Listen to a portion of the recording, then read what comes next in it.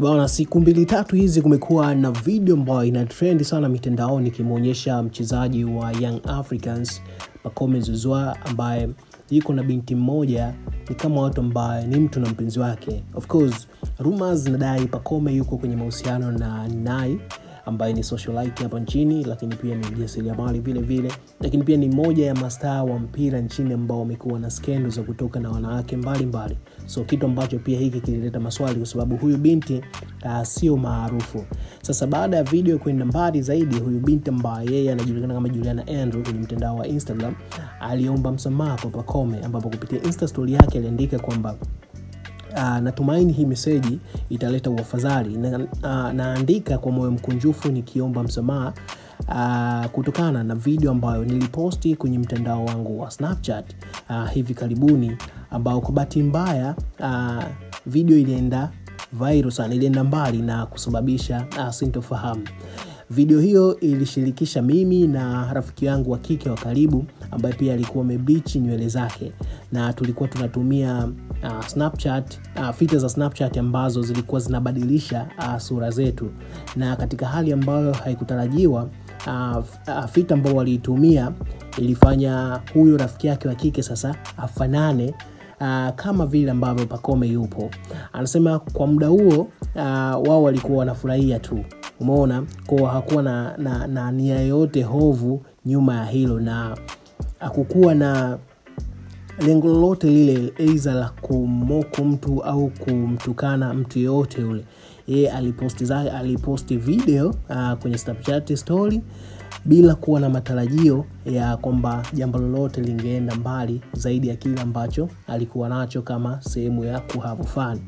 Binti huyu alisema hiyo video ilichukuliwa na hizi page za udaku na kuanza kila mmoja kishare, umeona, na kupelekea sasa jamii isiwe na uelewa na kuleta kama ni kitu fulani hivi kina offense, ni kama hakiko sawa, kinanuia kumtukanisha mtu.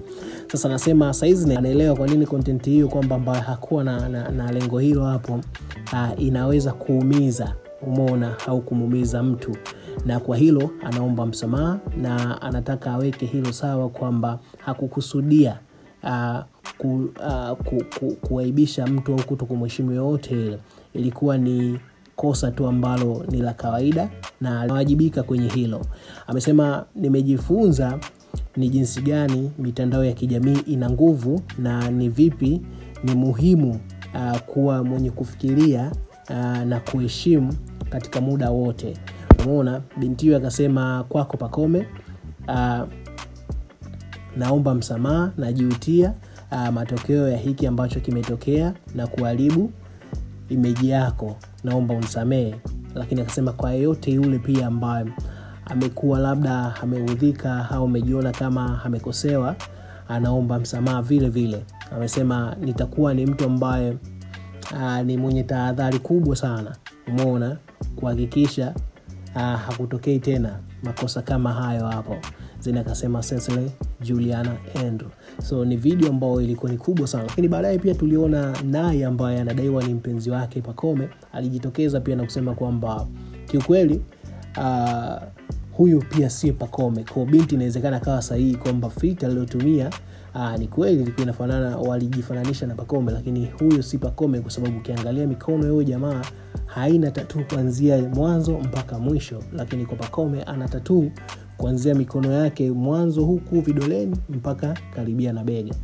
Sasa kipi ni kipi, lakini watu bado wanaona kwamba hapana, hii ni sehemu tu ya binti kujitetea, yule ni Pacome kabisa. Lakini wapo ambao wanasema inawezekana kweli kama imetumia filter. Sijui mtazamo wako ni nini kama unavyoona video hizi hapa zilivyo. Mimi ni Travis, ciao.